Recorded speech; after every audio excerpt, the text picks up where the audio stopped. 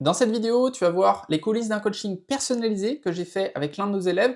Je voulais te montrer une vidéo un peu plus brute comme celle-ci. Il y a beaucoup de valeur et je me suis dit, ok, c'est quoi les vidéos que moi-même, j'aurais aimé regarder quand je voulais faire travailler mon épargne au tout début, quand j'ai démarré. Et si tu aimes ce genre de vidéo, je t'invite à me le dire en commentaire, il y en aura d'autres. Bon visionnage.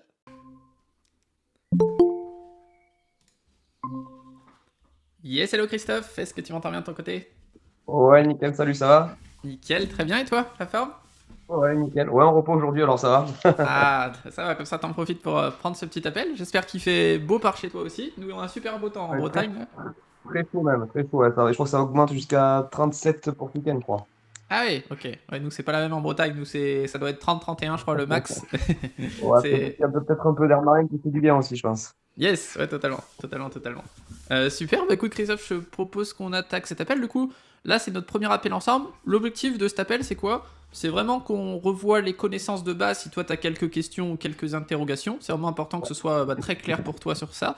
Et ensuite, dans un deuxième temps, du coup, on va mettre une stratégie en place qui sera adaptée à ton profil. Et comme ça, on pourra commencer à construire le portefeuille pour le prochain appel. Est-ce que c'est good pour toi?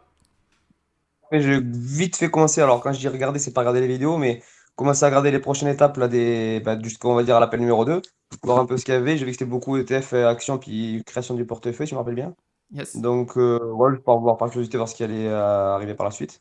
Et sinon, non, j'avais noté quelques petits trucs, mais c'est vraiment des petits détails. Notamment concernant l'application, je l'avais aussi mis sur le téléphone, mais sur le téléphone, elle n'a pas l'air très très pratique. Toi, tu utilises, on va dire, que par ordinateur ou tu utilises quand même le téléphone de temps en temps pour Interactive Brokers? Yes, excellente question. La plupart des gens, ouais, ils vont vouloir avoir leur application sur le téléphone, etc. Moi, j'utilise que sur l'ordinateur personnellement. Et pourquoi? Pour deux raisons. Bah, déjà, premièrement, elle n'est pas extrêmement intuitive sur le téléphone. Et deuxième J'ai raison, remarqué, ça m'a c'est fait bizarre, ouais. ouais, et deuxième raison, c'est surtout pour pas regarder trop souvent le portefeuille, parce que psychologiquement, ça va pas être bon. Du coup, moi, je me connecte une fois par mois, je fais mes achats, et Ouais, après, terminé, après, je regarde plus, je fais autre chose. ok, ça va, nickel. Quand je me connecte aussi sur l'application donc Interactive Brokers, ça me redemande enfin, très souvent un code sécurité qui arrive par SMS. Ça disparaît au fur et à mesure du temps ou tu l'as tout le temps toi aussi? Ouais, tu l'as tout le temps. Ah, d'accord, bah, ça va, nickel. C'est une Yes. question parce que je me suis dit, est-ce que c'est le temps de se mettre en route et quand tout est validé au niveau sécurité, il te l'enlève ou pas? Mais du coup, si tu as répondu à la question, c'est parfait. Une question, pareil, qui m'a fait alors un peu bizarre après, c'est parce que je pense que je connais pas encore grand-chose. Dans la vidéo, tu parles de l'inflation qui, logiquement, si elle était dans l'idéal, serait de 2%. Mais alors, si on suit on va dire ce principe-là, ça veut dire que les prix vont augmenter jusqu'à entre guillemets de façon éternelle, quoi. Exactement. Exactement. Et c'est C'est l'objectif c'est- c'est- de c'est la fou, ça. BCE et des banques centrales, c'est vraiment de maintenir à 2%. Et c'est ça qui fait que du coup, l'économie va continuer de se développer. Les gens, du coup, aussi, ça les pousse à dépenser leur argent ou du coup à l'investir. Et c'est pour ça que ça fait tourner l'économie. C'est pour ça que nous, en France, souvent, on dit que l'économie, là, un petit peu est au ralenti. Parce qu'en fait, les gens, ils gagnent de l'argent avec leur salaire et ils le stockent sur des livrets. Et du coup, ça fait pas fructifier l'économie, ça joue pas dans l'économie. Et du coup, si on l'investissait, du coup, ça permet aux entreprises d'avoir du capital, de continuer de se développer, et du coup, de grossir plus vite et d'augmenter le PIB, toutes ces choses-là. Ah, d'accord, ok. Ah, putain, ça veut dire que la baguette qui coûte 1 euro, dans je sais n'importe quoi, dans 20 ans, elle coûtera pareil, enfin, beaucoup. Et Yes, putain, c'est vrai. Bon, après, je crois que, comme tu l'expliques aussi un peu, je crois, c'est que, si je, enfin, moi je l'ai compris comme ça, c'est en gros, c'est le meilleur compromis pour que les gens puissent toujours avoir du pouvoir d'achat, mais pas non plus, entre guillemets, trop, et pas que les entreprises soient trop non plus ric-rac. En fait, en gros, c'est le meilleur compris pour que tout le monde s'y retrouve, en fait, quoi. Si j'ai bien compris, en gros, c'est ça, quoi. yes, ouais, exactement. Bon. Exactement. Et eux, ils Et essayent si... ouais. d'ajuster justement les impressions monétaires, on va dire. Donc, on peut appeler du coup le taux. En gros, là, il y a la BCE qui est juste ici, et elle va prêter un certain taux à les banques commerciales, on va dire, la BNP, tout ce que tu peux connaître aujourd'hui. Et du coup, ces banques commerciales, après, vont prêter soit aux entreprises ou soit aux particuliers pour acheter de l'immobilier, etc. Et c'est pour ça que dès que il n'y a pas assez d'économie qui est en marche pour eux, ils baissent les taux, comme ils l'ont fait là il y a une semaine, je crois, une semaine ou 2 semaines, début juin. Ils ont baissé les taux, c'est-à-dire que les gens vont pouvoir emprunter moins cher, et du coup ça va restimuler l'économie, donc il y aura du coup plus d'inflation. Et après, s'il y a Ouais, trop d'accord. d'inflation, après ils coupent un peu les machines à billets, et du coup ça permet de réguler tout ça. D'accord. Parfait. Après, non, après j'avais une autre question, mais je suis allé revoir les cours, donc j'ai retrouvé. C'était par rapport à un post, alors je sais plus qui c'est qui l'a fait sur Air Liquide par rapport au porteur et nominative. Et le porteur, j'ai dit putain, je sais plus ce que c'est, je suis allé revoir, et oui, c'est bon. En gros, c'est Interactive Broker, si on passe par eux, c'est au porteur en fait. Yes, exact. Bon, c'est bon. Ouais, c'est pour ça, après, j'ai dit, moi, je vais t'en aller revoir les cours. Et après, c'est bon, j'ai revu, donc tout était bon. Et après, il y avait d'autres questions, mais ça, je pense que c'était peut-être trop tôt. C'est par rapport à ces histoires de dividendes. Je sais qu'il y en a qui en parlent, mais je pense que ça viendra plus tard, à mon avis. C'est savoir si vraiment ça vaut le coup, pas le coup. Alors, c'est pas dans le sens où ça vaut le coup, pas le coup, on va dire en sens propre. C'est plus par rapport à la fiscalité, parce que les dividendes, ça veut dire que tu les perçois, mais tu les perçois, ça s'ajoute sur ton compte ou c'est entre guillemets retiré directement, c'est ça que j'arrive pas trop à comprendre. Yes. Attends, si tu veux, je vais te faire un schéma, ça va être plus simple. Hop, hop, hop. Alors, on va chercher le tableau blanc, il est ici. Est-ce que tu vois bien mon écran de ton côté? Ouais, nickel, ça charge. Yes. Hop là. Est-ce que ça note bien ça? Ouais. Ok. Alors, du coup, pour expliquer très simplement les dividendes, comment ça fonctionne, et est-ce que justement c'est intéressant de voir des entreprises qui versent des dividendes ou pas. En gros, on a 3 dates déjà qu'il faut retenir. Hop, peut-être que tu n'as pas les 3 dates en tête. On a la date ici de ce qu'on appelle d'assemblée générale, on va dire. Donc en gros, ils vont voter combien il y aura de dividendes. Ensuite, là, on a la date de détachement. Et ensuite, là, on a la date de versement. Et nous, pour avoir le prochain dividende qui est ici, il faut qu'ils aient voté un dividende. Il faut surtout qu'on ait l'action ici, avant la date de détachement. Si on l'achète ici, on n'aura pas le prochain dividende, on aura celui d'après. C'est pour ça qu'il y a plein de gens qui se disent ok, on va attendre de toucher, parce que du coup là l'action elle sera à 100 euros par exemple, et dès qu'elle va verser un dividende, imaginons de 5 euros, mécaniquement elle va descendre à peu près à 95 euros. C'est pas exactement ça, mais pour faire très simple, c'est ça. Elle descend à 95, du coup si tu l'achètes ici, bah en fait c'est pas un avantage, parce que du coup t'as pas le dividende de 5 euros qui est ici. Du coup ça revient au même. D'accord. Ouais. Yes. Donc il y a ça à comprendre sur les dividendes. Et deuxième chose, du coup, quand une entreprise te verse un dividende, donc ça, on va dire c'est une entreprise, ok, elle fait du coup un bénéfice, ok, et ensuite elle décide du bénéfice, qu'est-ce qu'elle en fait. Soit elle réinvestit pour continuer de se développer, soit elle garde de la trésorerie, etc. Ou soit directement elle distribue des dividendes à ses actionnaires, un certain pourcentage. Bah, en gros, le pourcentage, c'est pas vraiment ça qu'il faut regarder, c'est surtout, imagine elle distribue 5 euros, et si l'action est à 100 euros, bah, du coup ça fait 5%. Mais en réalité, c'est pas le pourcentage, lui, il fait que de changer toutes les secondes. C'est vraiment combien d'euros il nous verse qui est important par rapport au prix de l'action. Et du coup, une fois qu'il te verse un dividende, du coup, toi, si tu es sur IBKR, hop, tu es sur le PEA par exemple, et bah du coup, dans le PEA, il y a 2 enveloppes. Il y a une enveloppe, ce qu'on appelle de titres, okay, c'est là où tu as du coup les actions, les ETF que tu possèdes, et une autre enveloppe à côté où on va appeler ça l'espèce. Et du coup, quand ils te versent un dividende comme ça, hop, ils mettent ça dans le compte espèce. Et du coup, comme c'est sur le PEA, bah, du coup, tu peux pas le retirer avant 5 ans, sinon tu payes l'imposition totale. Mais du coup, c'est pas sur ton compte personnel, ça reste sur le PEA ou sur le compte titre. Parfait. C'est plus clair pour toi, ouais. Yes. Nickel, des fois, ouais, effectivement, un bon schéma vaut mieux que 10 milliards d'explications. Yes, effectivement. Bah, surtout, souvent en bourse, il y a des mots un peu compliqués, donc le but, c'est que je simplifie ça au max. Donc voilà comment ça se passe. Et du coup, une autre question peut-être que tu peux te venir, et d'ailleurs j'ai vu pas mal de vidéos sur internet, etc., qui parlent de ça, où les gens ils se disent ok, mais du coup les entreprises qui versent des dividendes, bah ça sert à rien, parce que là tu touches 5 euros, mais on t'a enlevé 5 euros ici. Et du coup on peut se dire ok, bah du coup ça sert à rien qu'elles versent des dividendes.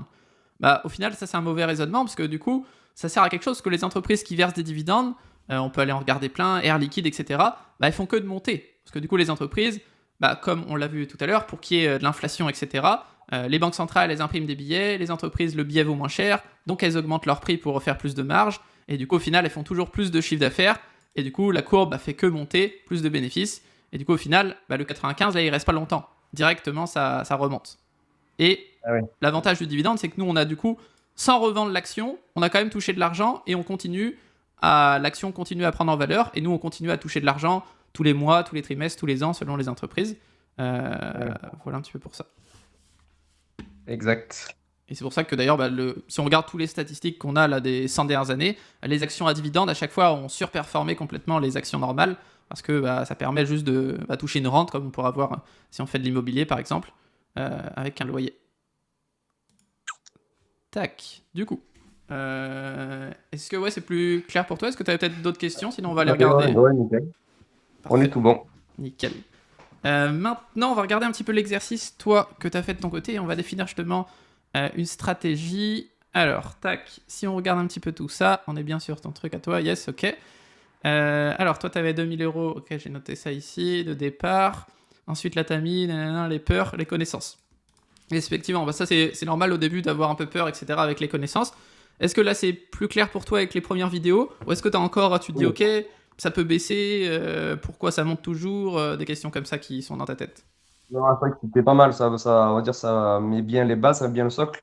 Après, je pense qu'effectivement, avec les autres vidéos, ça va continuer effectivement de tout doucement de monter en termes de compréhension, on va dire. Mais là, c'est vrai que c'est bien, ça fait vraiment des bases, comment dire, vraiment, comment on peut dire ça, vraiment simple, quoi. C'est bien, on va dire, Puis ce qui est bien, c'est que c'est aussi, ça explique vraiment de bout en bout, c'est vraiment, c'est pas croissant que je voudrais dire, mais ça monte crescendo, quoi. C'est ça qui est bien aussi, quoi. On n'est pas perdu. Tout doucement on monte, c'est vraiment, ouais, franchement, je trouvais que c'était bien. Franchement, niveau pédagogique, c'était vraiment très bien. Super, excellent. Bah, c'est vraiment notre objectif parce que ça sert à rien d'avoir trop d'informations, sinon ça va perdre et Ouais. même faire peur quand on investit. Il faut mieux les avoir petit à petit à ce niveau-là. Ok, ensuite tu es du coup fiscalement français, ça c'est top. Et combien de temps as-tu prêt à consacrer? Ok, toi tu as plus de 5 heures. Du coup la question là c'est bien, combien de temps tu as pour gérer tes investissements une fois que du coup la compétence sera terminée, une fois que toi tu seras autonome, je sais pas, imagine dans un an, tu as envie d'investir, et du coup est-ce que tu arriveras à passer les 5 heures par mois ou est-ce que du coup tu diminueras? Comment est-ce que, si tu te Moi, projettes sur un peu plus long terme? quand je suis en repos, tu vois, par exemple, comme là en semaine, la petite est à l'école, ma copine elle bosse, j'ai la journée pour moi. Après, forcément, j'ai des trucs à faire. Mais c'est vraiment à ce moment-là où, des fois, par exemple, le soir, tu vois, si je suis en patrouille de nuit, pareil, je suis seul chez moi, mais la patrouille commence qu'à 10h. Donc, avant 10h, tu vois, pareil, j'ai aussi du temps libre. Ça, ce qui est bien, c'est que là, j'ai quand même pas mal de trous à gauche à droite. Le fait de travailler en décalé par rapport aux gens, ça, c'est vrai que c'est bien, c'est qu'on n'est pas dans le schéma type où ben, je suis au travail toute la journée, le soir, je rentre, j'ai les gosses, après, ben, je mange, je me couche. Yes, C'est le fait que le fait de travailler décalé, ça a un avantage aussi par rapport à ce temps-là, quoi. yes, ok. Du coup tu penses une heure et demie par semaine, c'est tenable pour Ouais, toi? j'allais dire ouais, une heure semaine, c'est sûr, quoi. Une heure semaine, c'est sûr. Ok, ok, top. Top, top, top. Ensuite, quel est ton objectif? Augmenter mon épargne principalement. Après, si complément de revenus de temps en temps, pourquoi pas. Ok. Est-ce que toi, l'objectif pour toi, c'est d'avoir un complément de revenus que tu peux retirer sur ton compte personnel avant les 5 ans? Ou est-ce que justement, si c'est bloqué 5 ans, bah bien sûr, c'est pas bloqué, mais tu peux retirer l'argent, mais Oui, du coup, oui, tu vas non. perdre l'avantage Oui. fiscal. Non, c'est Mais ça. Non, 5 ans, ça me paraît relativement correct.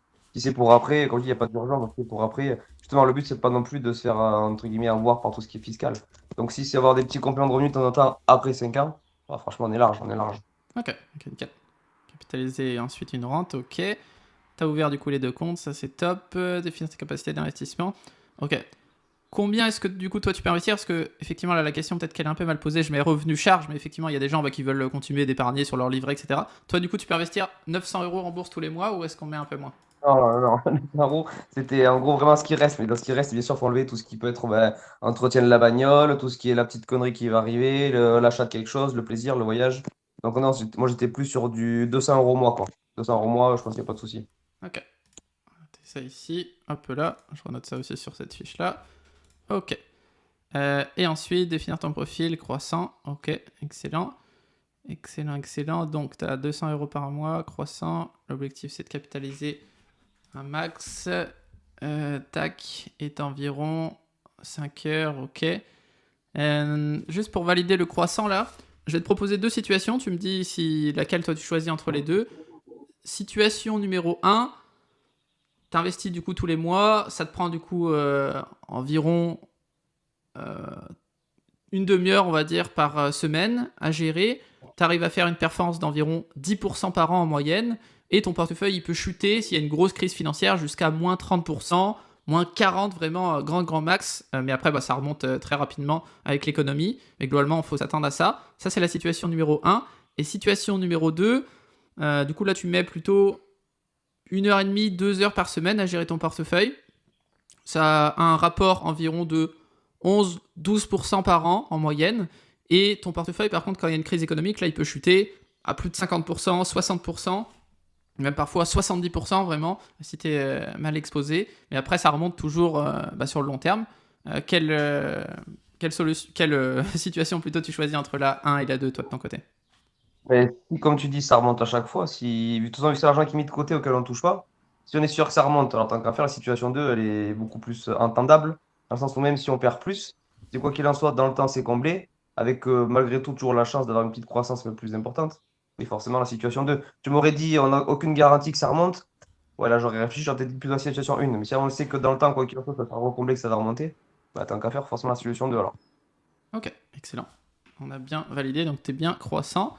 Tac, tac, tac. Est-ce que j'aurais une autre question pour être sûr du choix?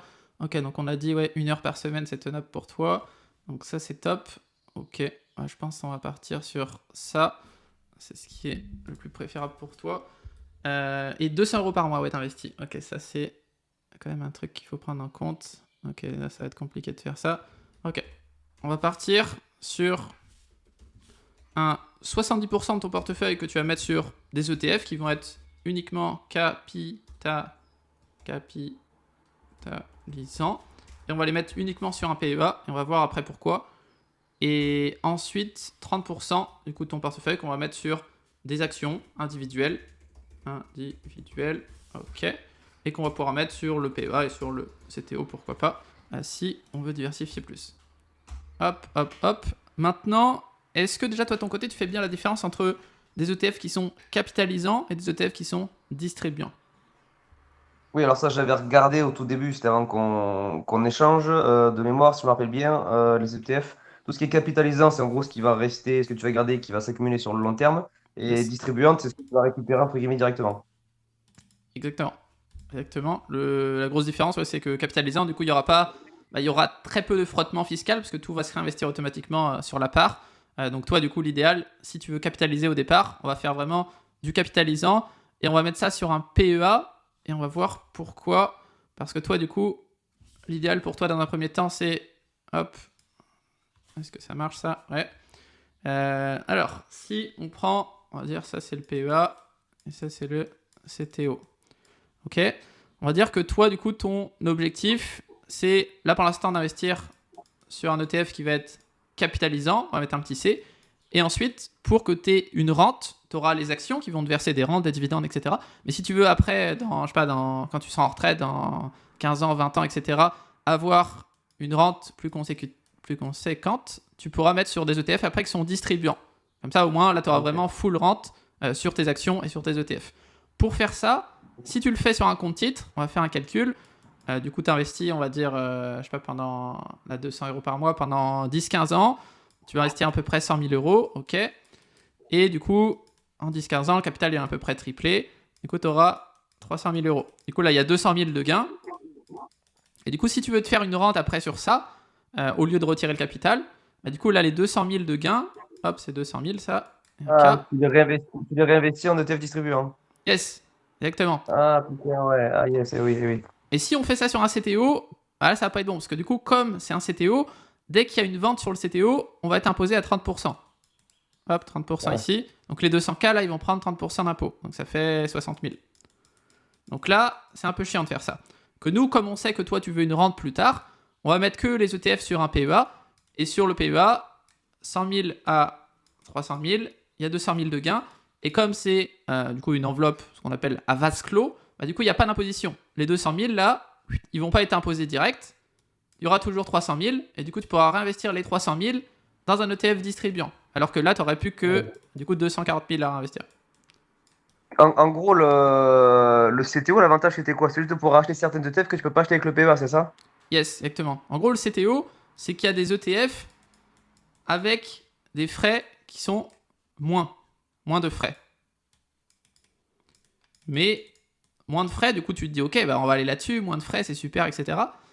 Et surtout quand tu fais du capitalisant, du coup, il n'y a pas d'imposition, etc. C'est super. Du coup, tu te dis, ok, je vais là-dessus, sur le CTO. Par contre, dès que tu vas vouloir passer sur l'autre ETF, au lieu d'avoir, je sais pas si tu fais 10% par an, au lieu d'avoir les 300 000 investis, donc de toucher 30 000 tous les ans, du coup, tu n'auras que 240 000, donc tu toucheras que 24 000 tous les ans. Ah ouais. Donc 24 000, ça fait quand même 6 000 de moins. Donc vaut mieux payer là peut-être 100 €, 200 € plus de frais par an, et après à la fin avoir 6 000 de plus par an. Ce qui fait Oui. 500 € par mois. Ça sera quand même plus intéressant. Donc le CTO, au final, il n'y a pas vraiment d'avantage, quoi. Tu t'es assassiné quoi qu'il en soit à la sortie, en fait. C'est juste Yes. pour avoir un accès à certaines, entre guillemets, ETF, quoi, aux actions, peut-être. Yes, c'est certaines actions américaines que tu vas pouvoir mettre sur un CTO qui va pouvoir être intéressant. Et c'est surtout aussi que le PEA, du coup, lui, tu peux mettre jusqu'à 150 000. Après, du coup, il faut aller sur le CTO. Ouais, d'accord. Ouais. Déjà 150 000, c'est déjà pas mal, mais... Et alors, question, peut-être pas bête, mais question qui me vient. Donc, je vais acheter des actions, donc notamment, si bien compris, américaines. On fait une action ETF américaine avec le CTO que je ne peux pas acheter avec le PEA. Avec le CTO, tu peux Souvent. acheter des actions US Ouais. en Mais direct. est-ce que le fait d'acheter ces actions, on va dire avec une certaine croissance, est-ce que cette certaine croissance est malgré tout plus importante que ce que je vais payer comme frais à la sortie par rapport au PEA? Yes, totalement. Sur les Ah, actions, quand même, ouais, d'accord. yes. Parce que les actions, si on regarde les stats sur le long terme, on voit que le marché boursier américain, des actions, il est quasiment 2 fois plus rentable que le marché européen. Donc effectivement, même Ouais. si on gagne, au lieu de gagner 100, là on gagne 200. Du coup, même si on paye là 30% d'impôts, bah, il nous reste quand même, 30% ça fait 60, donc il nous reste quand même 140 au lieu Ouais, de ouais, 100. exact. Donc là, on a quand même gagné. Ouais. Yes. Mais l'idéal, toi, ce qu'on va faire, c'est qu'on va mettre des ETF bah, qui vont être du coup capitalisants et qui vont suivre Ouais. justement le marché américain. Ouais, ça, c'est tout ce qui est ETF synthétique, ça, c'est ça, non? Yes, exactement. On va pas mettre 100% sur des ETF synthétiques parce que ce serait quand même assez risqué. Il y a juste le risque de contrepartie que souvent des gens oublient et du coup ils mettent 100% là-dessus, c'est un peu risqué globalement. Mais nous on va mettre sur un ETF qui est vraiment très très très gros, donc quand même ça diminue le risque à fond. Du coup c'est sur l'ETF souvent de BNP, qui est du coup la plus grande banque en Europe d'ailleurs je crois maintenant, à ce niveau-là. Est-ce que c'est plus clair pour toi la strat? Yes. Ouais. Yes. Du coup, on part là-dessus. 70% sur les ETF capitalisants et sur le PEA uniquement. Hop, on va noter ça là, c'est le plus simple. Tac. Et ensuite, pour les actions, 30% d'actions sur le PEA et sur le CTO. L'idéal, dans un premier temps, quand on commence à investir, c'est vraiment de maximiser un max le PEA, surtout quand on est français et qu'on n'a pas prévu de s'expatrier ou quoi. Et ensuite, pour le nombre d'actions, hop, toi pour toi, donc tu vas mettre 30% d'actions. Donc 30% d'actions, en vrai, on va mettre 2-3 entreprises. Hop, comme ça plutôt. 2-3 entreprises par famille, ça va largement être suffisant. Surtout que toi, tu as un capital de départ de 2000, donc on va pouvoir réussir à le faire. Et ensuite, une fois par mois. Pardon, t'as mis 2-3 entreprises par famille, t'as dit, c'est ça? Ouais, par famille. Ça, c'est une famille, là, la colonne. Et Oui, ça, d'accord, ok. ça, c'est un secteur, ça. Ok. Et d'ailleurs, il y a certains secteurs que tu vas pouvoir éviter.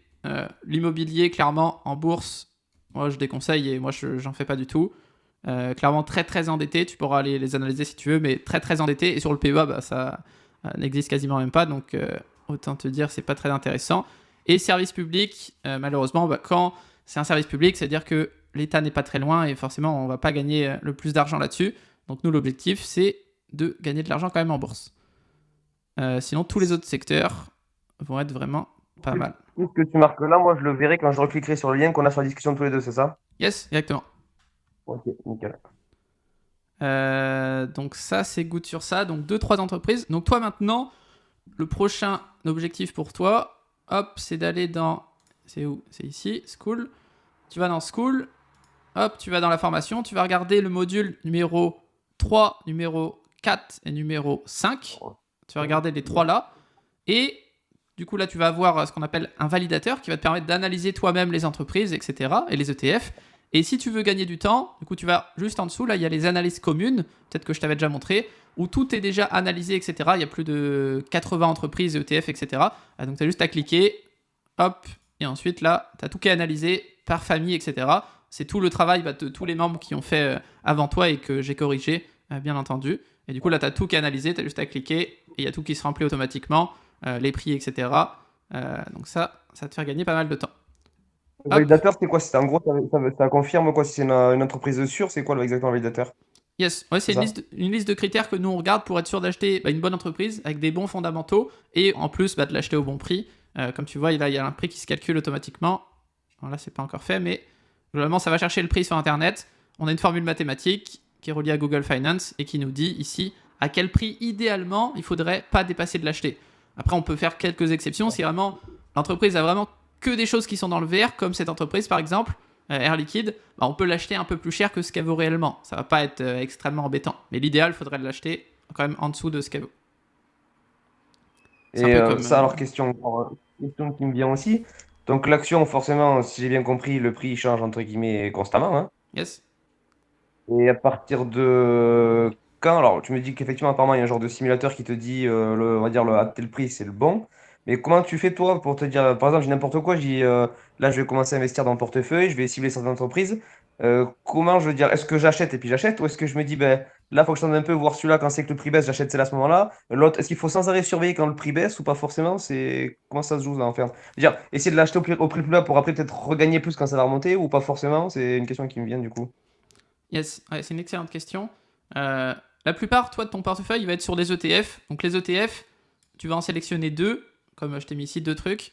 Un qui va suivre les US et un qui va suivre l'Europe. C'est les deux zones géographiques où il y a le plus d'argent qui est effectué. Et ça va être la grosse partie de ton portefeuille. Ça, chaque mois, tu vas acheter la même chose. Alors, on va définir ça dès que tu les auras définis ensemble. Après, on refera un appel pour vraiment valider ça avant que tu fasses les achats. Mais globalement, ça, chaque mois, tu vas faire exactement la même chose sans te poser la question si ça baisse, si ça monte. Justement, quand ça baisse, on peut mettre plus d'argent si on en a encore en liquidité. Et pour les actions, ça va être un petit peu différent. Les actions, avec le capital de départ, on va pouvoir acheter justement dans ces trois grandes familles ici. Comme ça, tu vas être couvert, peu importe le cycle économique, où est-ce qu'on est rendu dans le cycle financier. Parce que du coup, c'est vraiment cyclique. Hein. La bourse, ça baisse, ça monte, ça baisse, ça monte. Mais à long terme, ça fait que de monter. Qu'est-ce que je voulais dire? Et ouais, du coup, une fois qu'ils vont être achetés, ces entreprises-là, donc on va être bien diversifié, chaque mois, qu'est-ce que tu vas devoir faire? Tu vas juste regarder quelle entreprise a le plus baissé, parce que les 6 premiers mois, il y aura une entreprise qui aura sûrement baissé, et du coup, tu vas juste racheter celle-ci, et ensuite, c'est juste un jeu d'équilibre, donc acheter un coup celle-ci, un coup celle-ci, un coup celle-ci, et tu vas voir qu'on a un outil qu'on a développé, que tu verras dans le module numéro 6, et du coup, qui te permet en fait d'avoir la répartition exacte, du coup, tu rentres les entreprises que tu as achetées, et ça va chercher les informations en automatique pour savoir exactement t'es à quel pourcentage, tu vois. D'ailleurs, je peux te montrer l'outil rapidement L'idéal, ici. en fait, c'est d'aller chercher l'entreprise qui a le plus baissé parce que le prix sera plus bas, forcément, quand ça va remonter, Yes, ben, tu gagneras plus, quoi. exactement. Et du coup, où tu vois, entre guillemets, s'il y a quelque chose, un endroit où c'est recensé, toutes les entreprises, entre guillemets, qui peuvent exister, et comment ça baisse, comment ça augmente, ou c'est marqué où, tout ça, tu vas le chercher où, cette information-là? Yes, tout ça, tu vas le chercher soit tu connais les noms des entreprises sur Google Finance, etc. De toute façon, je montre tout dans les prochaines vidéos, tous les sites qu'on utilise, D'accord, comment bah, analyser ouais, une d'accord, entreprise, ok. etc. Et il y a un autre site du coup qui s'appelle Zone Bourse, où du coup là tu mets vraiment le secteur que tu recherches et ça te met toutes les plus grosses entreprises du secteur. Comme ça, c'est assez intéressant de faire ça. Donc ça, c'est le fichier que tu auras à remplir, mais ce sera l'exercice du rendez-vous encore après. Ouais. Mais globalement, en gros, ça va te mettre, hop, t'es en valeur, tu vois, là, il y a 50% d'actions, 40% d'ETF, la répartition par entreprise, etc. La répartition par secteur, du coup, parmi les 11 secteurs qui existent en bourse, et la répartition par famille, donc idéal, il faut être 33-33, et tu vois que ça se remplit automatiquement avec des formules là qu'on a mis. Ah, nous, c'était quoi déjà? C'était trop petit, j'arrive pas à dire. C'est quoi les trois familles, du coup, qu'il y avait dans le tableau que tu m'as montré? Ouais, c'est cyclique, sensible et défensif. Oui, ça, c'est d'accord, ok, ça, ok, ça va. Yes. Et du coup, là, en gros, tu remplis les informations une fois. De toute façon, j'explique comment le faire. Et en gros, là, ça va chercher sur Internet, tu vois, le nom de l'entreprise, son prix actuel se met à jour Ouais. automatiquement, la valeur que tu as, etc. Ok, ouais. Hop là. Donc comme ça, au moins, on a vraiment pu à réfléchir. Après, c'est juste une fois par mois, dès que tu investis, hop, tu te connectes, tu vois s'il y a une entreprise qui a plus baissé ou si tu vois une qui est, je sais pas, à 15% alors que toutes les autres, elles sont à 25%, du coup, tu sais que c'est elle qu'il va falloir que tu rachètes. Et idéalement, il faudrait que ce soit aussi celle qui a le plus baissé, mais ça, c'est dans l'idéal parfait, on va dire. Et après, ça veut dire aussi que si ça baissait, t'as perdu de l'argent, alors, entre guillemets, par contre. Yes, en gros, en bourse, c'est comme d'ailleurs comme dans l'immobilier, tu peux acheter et après ça peut baisser. Tant que t'as pas revendu, t'as toujours le même titre. C'est juste qu'il y a eu peut-être, je sais pas, Trump qui a dit un coup à droite, un coup à gauche. Du coup, ça peut baisser, je sais pas, de 5%. Du coup, tu dis, ok, j'ai perdu 5%, etc. Mais au final, tu vas toucher déjà, sans rien faire, le dividende si tu achètes une action US qui est environ de 4% en moyenne. Donc déjà, tu vas déjà toucher 4%, donc plus que l'inflation, 2 fois l'inflation, juste le fait de posséder le titre et de rien faire. Et après, sur le long terme, du coup, ça va monter, comme on l'a vu, les prix des entreprises, si tu les as bien sélectionnés, ça va faire que de monter sans faire faillite. Et du coup, effectivement, du coup, tu vas gagner sur les deux tableaux. Premièrement, tu auras des dividendes de verser, et deuxièmement, tu auras du coup le prix qui va augmenter. Si on regarde un peu un exemple concret, on va parler Air Liquide tout à l'heure, on a regardé. Air Liquide. Ah oui, d'accord. Hop, donc Air Liquide, tu vois, depuis si quelqu'un l'avait acheté ici, tu vois, ça valait 3 euros, 4 euros, 5 euros. Là, ça vaut 182 euros maintenant. Et ça fait que de monter. Ça, bien sûr, ça baisse. Hein. Là, il y a eu du coup le conflit en Ukraine. Hop, ça a baissé. Ok. Là, il y a eu hop, autre chose. Là, il y a eu Trump qui a fait des annonces là. On va sûrement voir. Hop, Trump a fait des annonces. Les taxes douanières. Ah, ok, tout le monde a peur. Hop, les gens qui connaissent, bah, du coup, ils achètent ici. Et hop, après, on sait que sur le long terme, bah, ça va faire que de monter. Et si tu as bien sélectionné les bonnes entreprises, et c'est pour ça qu'on va le faire ensemble, et c'est pour ça que toi aussi, la plupart, c'est sur des ETF que tu vas investir. Si on regarde l'ETF, l'indice plutôt du S&P 500, hop, sur le long terme, effectivement, là, si on regarde sur le court terme, Trump a annoncé les taxes douanières, hop, chute, ok, ceux qui ont compris que ça va remonter sur le long terme, ils achètent, et on sait que sur le long terme, ça va faire que de monter parce que ils impriment des billets, et les billets, il faut bien qu'ils aillent quelque part, et du coup, ils vont dans l'immobilier et dans l'économie réelle, c'est-à-dire du coup la bourse. Yes. Hop. Et sur Interactive Brokers, du coup, tu as un peu ce résumé-là, je suppose aussi, où tu as le nombre d'actions ou d'ETF que tu as acheté, au prix auquel tu les as achetés, la croissance, et qu'est-ce que ça vaut maintenant, je suppose, c'est ça? Yes, exactement. Exactement, ça va te Impeccable. mettre en rouge le portefeuille, combien est-ce que tu as de performance depuis le début. Tu peux mettre sur 1 mois, sur 2 mois, sur 6 mois, sur all Ah, time, bien, donc ouais. depuis le début, etc. C'est vrai que Euh, ouais, au début, j'ai fait tout ce qu'il y avait un peu à faire là. J'ai mis l'argent, j'ai fait tout ce que tu avais dit, mais c'est vrai que j'ai pas vraiment creusé, quoi. Je suis pas allé trop regarder, je suis pas encore allé. Je voulais pas trop entre guillemets anticiper, c'est vrai que j'ai pas trop farfouillé, quoi. ok, yes. Bah, de toute façon, on pourra même, du coup, dans le prochain appel, l'idéal, c'est que tu aies rempli là avec des entreprises, etc. S'il en manque quelques-unes, on en rajoutera. Et de toute façon, moi, je vais te valider tes choix dans le prochain appel. Les ETF, pareil, je t'invite à regarder, faire tes propres analyses et regarder les analyses qui ont déjà été faites si tu veux gagner du temps. Et après, on refait l'appel, le prochain appel. Et l'idéal, c'est qu'on fasse soit les achats ensemble si tu veux le faire, ou soit directement, tu feras les achats après si tu te sens capable de le faire tout seul. Ok, nickel. Parfait, je crois que j'ai rien oublié. Tac, tac, tac, on regarde un petit peu tout ça. Regardez du coup module 3, 4, 5 et réaliser du coup l'exercice et partager ton validateur. Du coup, quand tu vas être au module numéro 3 ici, là tu vas voir qu'il y a le validateur, la deuxième vidéo. Ça t'explique une vidéo et du coup, si tu fais toi tes propres analyses de ton côté, n'hésite pas à me partager ça ici. Donc pareil, il faut créer une copie, etc. Comme tu l'as fait pour cet exercice-là, et me partager. Et comme ça, moi, je peux voir les analyses que tu fais en direct. Et comme ça, si j'ai besoin de te faire une correction, un retour à ce niveau-là. Et si tu veux gagner du temps, tu as les analyses qui sont déjà faites par les autres. Ils ont analysé quasiment toutes les entreprises françaises que tu peux connaître, plus de 80 entreprises, toutes les US les plus connues, tout est analysé, Coca-Cola, Apple, etc. Donc comme ça, on gagne beaucoup de temps maintenant avec ce travail qui a déjà été fait il y a plusieurs mois, même plusieurs années pour les premières. Parfait. Parfait. Bah, écoute, je te laisse faire ça de ton côté. N'hésite pas si tu as la moindre question. Sur School, tu m'envoies un message. Je réponds 7 jours sur 7, 24 heures sur 24. Bon, il m'arrive de dormir un petit peu, mais globalement, je te réponds rapidement. Ah ben nickel, parfait, on fait comme ça. Parfait. Et bah, écoute, je te souhaite une excellente après-midi, une excellente journée de repos. Oui. Profite du soleil Oh oui, c'est ça. et à très Et vite. on se revoit bientôt, du coup. Allez, Yes. nickel, merci Thomas. Salut Christophe. À Bonne très journée, à vite. plus. Ciao, ciao. Ciao.